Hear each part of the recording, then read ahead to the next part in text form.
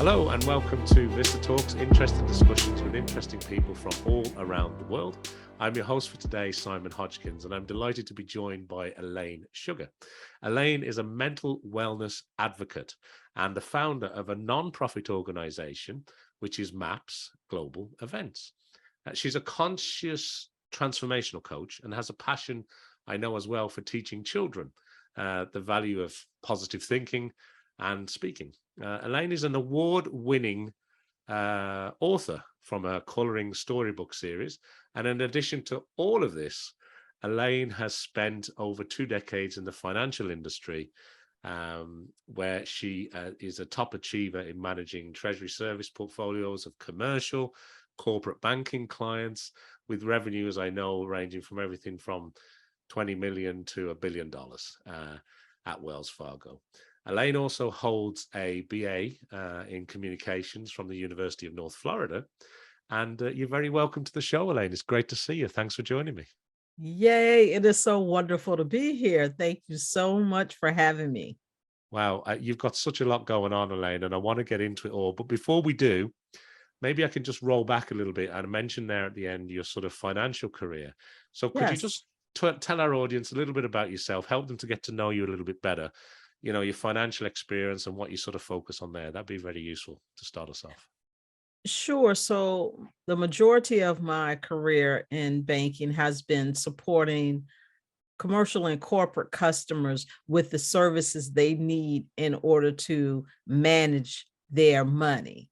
So you have all of these checks coming in if you're a large corporation. Well, they don't literally want all of those checks mailed to their front door. So they can purchase the service from the bank where we can process those. Then we can give them different types of reporting depending on what their needs are. So a lot of times you will send your check for your credit card bill or some type of bill to a PO box. Well, the bank will go to the post office and pick up those checks for clients. That's a service they can buy, and will process them and then put the money in their account and send them a report of who paid what so that their clients can be credited. So that's just an example of a treasury service.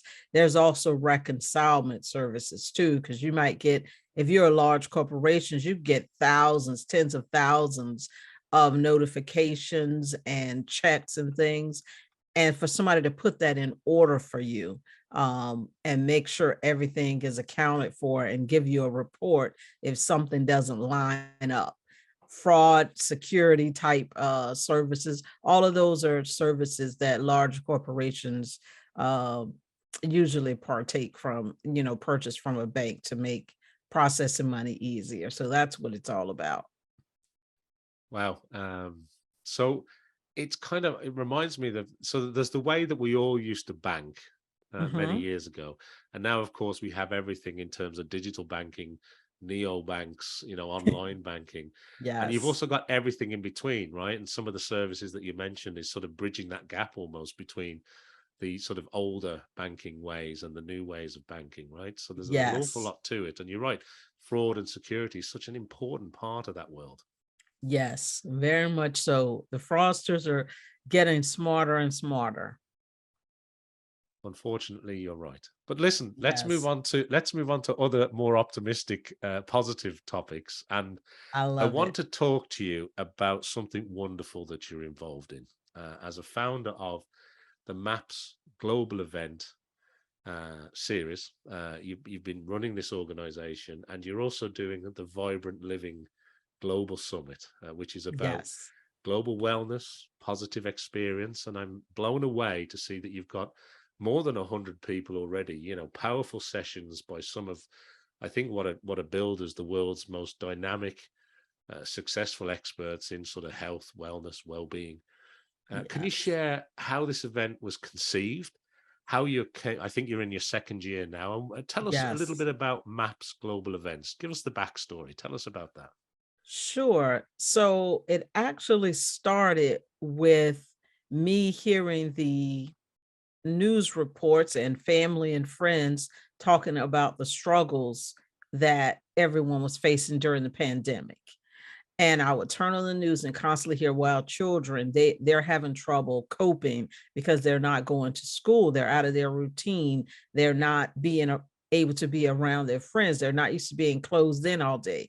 And then parents were facing financial struggles. Some people were out of work.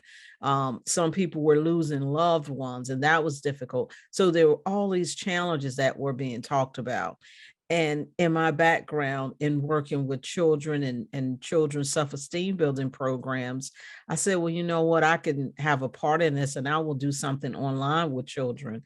Everything was locked down, at least in the US. You couldn't go anywhere. So I said, that's what I'll do. I'll do something online. And so I needed to get the word out to let people know that I had started this positivity club for kids online just to help out.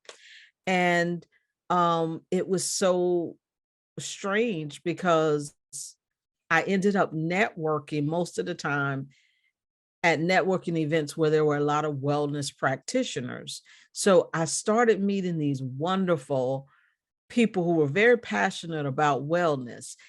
And I'm listening to the problems that people are describing, either people I know or on the news. And I'm meeting these people who've studied it for years and they know how to help and they're passionate about helping. And I say, that's craziness. I tell people it was like there were people that were dying of thirst on one side of the street, and on the other side of the street, there were people with water. And I thought to myself, well, the answer is to bring everybody together. And so that's what we did. As I was networking, I started telling people about this vision, this idea of this global wellness and positivity experience where we could bring together these practitioners and experts from around the world to just pour into people, to give them some solutions, to offer them different modalities, because what might work for one person may not work for another. So we wanted geographical diversity. We wanted diversity of treatments and solutions. And we had a very holistic approach to it because stress, strain, sadness can come from a lot of places. So we had mental, physical, emotional, spiritual, all these things, everything from yoga and meditation sessions to parenting, financial management, abusive relationships and how you exit those, to depression, stress management, time management, just all those things that could really challenge us and take us out of that space of wellness, and a lot of mindset work. Well, thanks, Elaine. Thanks very much for giving us the context to that. And am I right in saying now that this is an organization, you have a board of directors, and you have a large team working with you behind the scenes, right? Yes. So it's so funny. We didn't start out to be a business. We started out to say, hey, I'm meeting people who can help, and let's just let the world know that they can help. And as we started building the event, certain things would come up, and we're like, wait a minute, we need a bank account. We need this, we need that. And it's like, okay, we need an organization. So we did start a nonprofit organization, and I didn't know what it would be this year or what would be taking place. But as we were building the event last year and we got closer and closer, a lot of the people involved and a lot of the presenters started saying things like, oh, when we do this next year, maybe this is what we should do. And then the next time and going forward. And I'm thinking to myself, wait, I did this in response to the pandemic, and things are going to get better, and we won't even need this. That's kind of like I was just so focused on responding to what had been laid on my heart to do something in response to what was happening at the time. And so it ended up being something that people hung around and wanted to be a part of a continuous community. So that is what we are doing, and we're hosting the event now for the second time. And to your point, there are amazing people behind the scenes. We do have a board who I am so fortunate that I've had really good relationships with most of our board for years. And then the one member who's newer, just came and just gelled and just fit right in. So we have a wonderful board. And then we also have a group of volunteers who get together like every Monday, and they just come on a Zoom and we just hand out work. It's a global team, so you can be anywhere. We get on Zoom, we talk about what we need to, and then we get work done. And then aside from that, we have this community that we sometimes have a question and we say, okay, who can help us with that? Or let's go in and ask, hey, does anybody have a StreamYard account? Let's find out if anybody knows somebody who does X or Y. And so there are people who just step in at moments of need when they can. And that really has made a huge difference. And everybody should know that you have definitely been one of those people from the start last year. You're one of those people that helped guide this and helped support it. And just from the moment, like I didn't have to convince, even though we had never done this before. So it's really been great. And it's very encouraging as people come aboard and they're willing to do what they can. Not everybody can show up every week. Not everybody has time to be on a board, but it's just something about people bringing their positive energy and contributing when they can. This is an amazing community. It blows me away. Oh, you're very kind to say that, and congratulations. I mean, from something that was an idea and something you wanted to do deep down to help people during a real challenging time, it's really grown into something, and there's a requirement for it, right? It's not going away. There's more and more interest growing all the time. Yeah, so one of the things that we identified during the pandemic was, of course, a lot of people's work situation was impacted because of the shutdowns. There were also some governments around the world that provided some assistance, but there were certain parameters for some of that assistance that someone who is a wellness coach or a life coach, a yoga instructor might not have fell within that realm to be able to apply for that funding.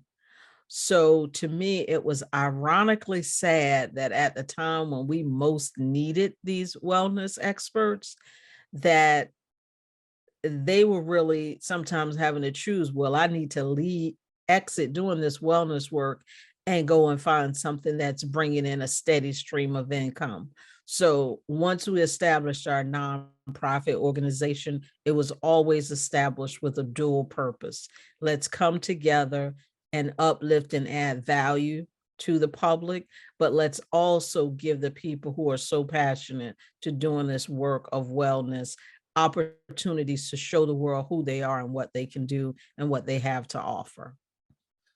No, thanks for sharing that, Elaine. And I suppose during that period of time, it's interesting. I hadn't actually considered how, because some people in some parts of the world couldn't get support, and a lot of the world was shut down, and lockdowns everywhere, and people were losing their jobs. And obviously, if you're Yes. providing a service around health and well-being, but you can't afford to provide that service anymore, that actually removes a level of care, doesn't it? It removes that sort of level of expertise in the community. Yeah. Yes. And that is frightening to me.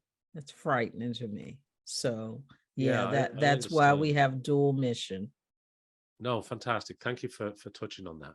So look, the event is probably, I mean, even sort of, 2 and a bit years into a pandemic situation, we're heading for year three of a bit sort of living and working the way we do, although we seem to have moved more into a hybrid environment and living with Yes. COVID now, as opposed to shutting everything down and locking it, at least in most parts of the world.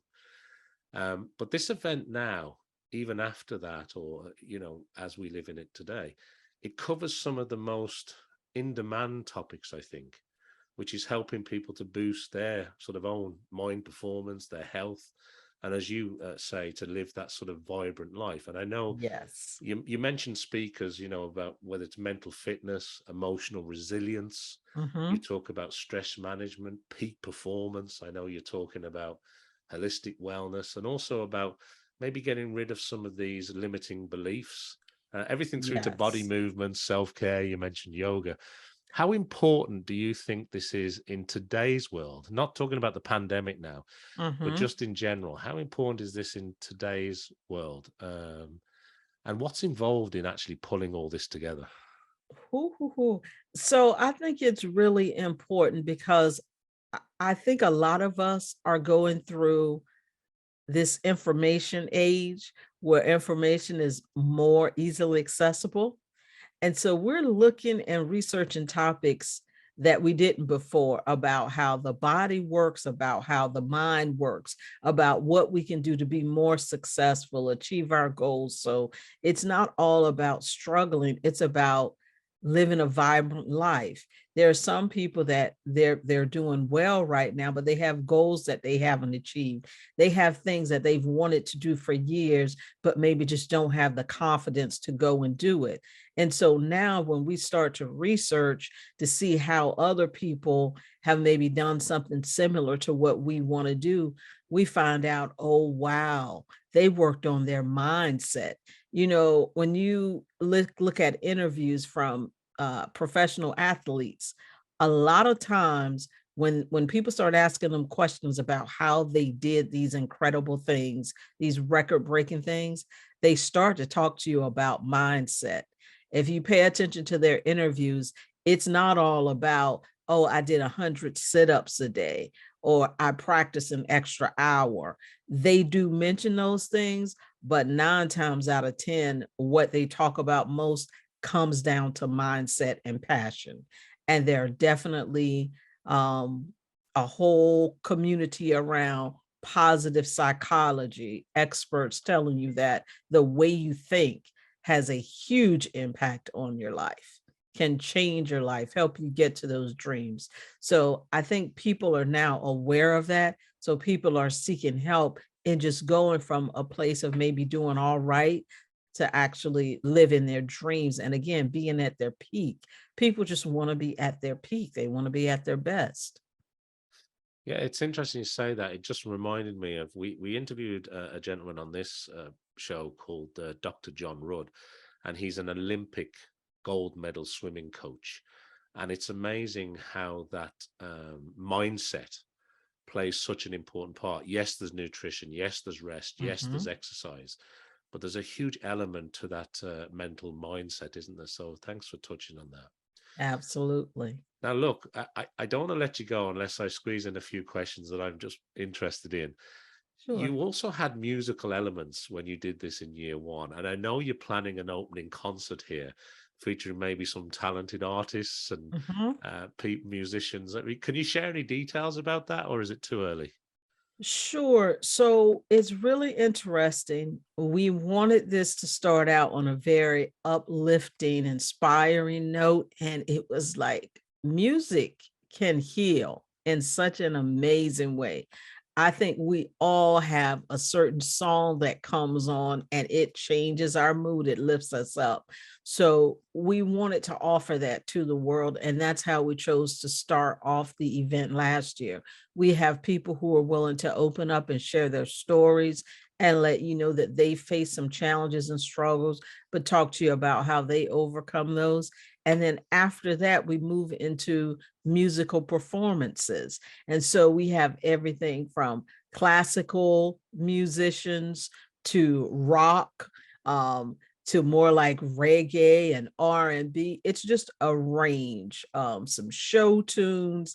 It's a range. We want, again, this experience, this global experience. So we're always pulling together people from around the world to have a different flavor, to have that diversity. So that's why we call it an experience. We say travel virtually around the world. I love that. Travel virtually around the world. That's brilliant. It Yes. seems like there's so much packed into this event. How long is the event, Elaine? So this is a 7-day event. This spans from September 11th through September 17th. And it's just a week that a lot of people come together and bring you the things that they're most knowledgeable, most passionate about. But then we also, in addition to the more maybe structured presentations, we have a lot of really cool, unique things that we say makes this one of those extraordinary events. So a lot of people are used to a DJ that puts music on at a party or in a club and people dance. Well, one night we feature a mind DJ, and we have a mental health comedian, and we have someone that's going to cure a phobia live. They're just going to take a volunteer from the attendees, and this is an NLP legend, and he's going to cure a phobia. I can't wait. This sounds very, very varied. You've got an awful lot of strands going on, from, musicians to, breaking limiting beliefs, to mindset, Yes. to Yes. wellness. I mean, it seems like it's going to be a heck of a week. Now, you mentioned this is the second year you're doing it. So Yes. when you did this the first year, were there any lessons that you learned in terms of hosting these type of events? Because a lot of elements are online, right? I'm assuming. Yes. And, Yes. and how did that impact you think into year two? And also maybe when you shared some of the lessons from the first year that you've maybe adjusted or Mm-hmm. inputted into year two, what are the plans for this going forward? Because obviously you're 2 years in now. Yeah. So I think some of the things we learned, um, because we did this in such a short amount of time last year, we learned, okay, now we have the liberty to start earlier. So just that change in itself takes some pressure and stress off the team, right? Um, we learn to set some hard deadlines, because if we don't get things on time, then it backs us up too close to the event, when we just want to be focusing on getting the word out and promotion. So we've taken some different approaches there. And then some cool things happened. Like for instance, on Saturday, September 17th is the last day of the event. And during the day, we run two Zoom rooms. There's one room that's more geared towards adults, and it's more of the presentations like you would have heard during the week. Some of the things you just mentioned, like limiting beliefs and mental wellness, physical wellness, that type thing.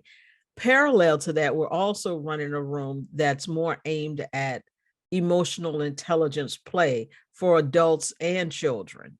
So we have kids online. We had them online last year.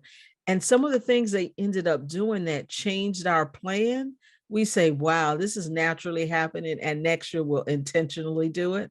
So one of the kids had an instrument they played, and then they played a little, and another kid brought out an instrument. So we ended up having this concert, this casual kids concert. So this year we have deliberately added that to the agenda, so that children who play instruments or who sing know that they can come into the Zoom room and participate with us. So some of the lessons were hard to learn, like deadlines and start earlier, but some of them just came out of fun, like, wow, we didn't plan this, but it happened, and let's do it again. And I That's think it's, yeah, wonderful. yeah, I think as far as what's happening next is, again, didn't plan this, but this is how it's happening.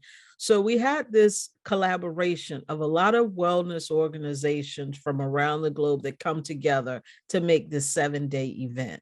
They are wellness organizations, and they bring their coaches and their experts, and they present for a certain block of time. And that's how we build such a large event. Well, as opposed to just collaborating to build this event annually, what we're doing now is we're building an international wellness alliance. So we will collaborate all throughout the year. And what we'll do is we'll stack our numbers, so that instead of one person over here being an organization of 50 people, we all stack our numbers together. All of a sudden, you have an international wellness alliance of 1 million, and we can advocate for some changes in the wellness industry. We can support each other in our events. We can help get the word out about the services that we offer. So the International Wellness Alliance is something that's been born out of this. We just launched the landing page a few days ago. Right now, people can express interest. And as we move forward, we're actually going to build the structure organization. But it was born from this event. So that's what we're going to focus on after September. That's incredible. And it is the power of community, I suppose, and being able to stack those numbers and to have that global alliance or a movement Yes. that can actually affect change in that industry. I Mhm. mean, congratulations. That's a great initiative. Yes. Um, So I think in terms of the week, the other thing that I'd wanted to say is that it made me think that normally throughout people's lives, whether they're in a challenging environment or need some help, or they want to, break that limiting belief, or they just want to get into something new and improve their life. They normally go and do that in piecemeal.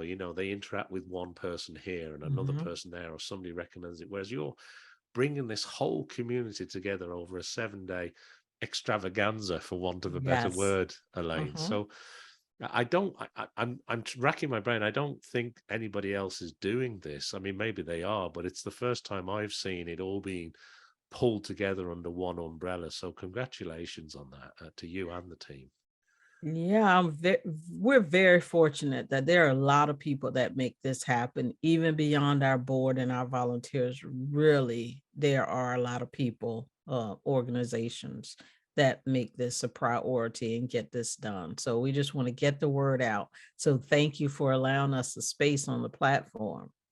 Well, it's our pleasure. And look, that brings us nicely to the end. But before I go, I want to ask you one last question. Is there any other areas to do with this event or that you're involved in that you'd like to share with our audience today? Sure. So what started this all was my work with children, which I absolutely love. So I teach children self-esteem building, um, practices, and also positive thinking and speaking. So I love teaching children affirmations and helping them understand how powerful they are. And so I am just starting again to teaching those positive thinking and positive speaking courses to children. So that's part of my love. So if anybody's interested in something like that for your organization, if you're local, I can come in person. If you're virtual, then we could set some things up online. But that's just a passion of mine that has not gone anywhere, just grown stronger. Yeah, that's almost coming full circle, isn't it? That's yeah, that's wonderful. Well, look, Elaine, you're a true power for this community, and you're certainly driving vibrant living. So, congratulations. It's Thank you. it's been an absolute pleasure to catch up with you. Congratulations on everything that you do and continued success with the event. I'm sure it'll be another huge success, and I look forward to seeing the community and the alliance growing from strength to strength. It sounds absolutely amazing what you've done in such a short period of time to connect people around the world. So well done. That brings us to the end of today's show with Elaine Sugar. Thanks very much to Elaine for joining us, and please make sure to tune in again to see and or listen to the next VistaTalks show, where once again we'll be discussing more interesting topics with interesting people from all around the world. Thank you, Elaine. Thank you.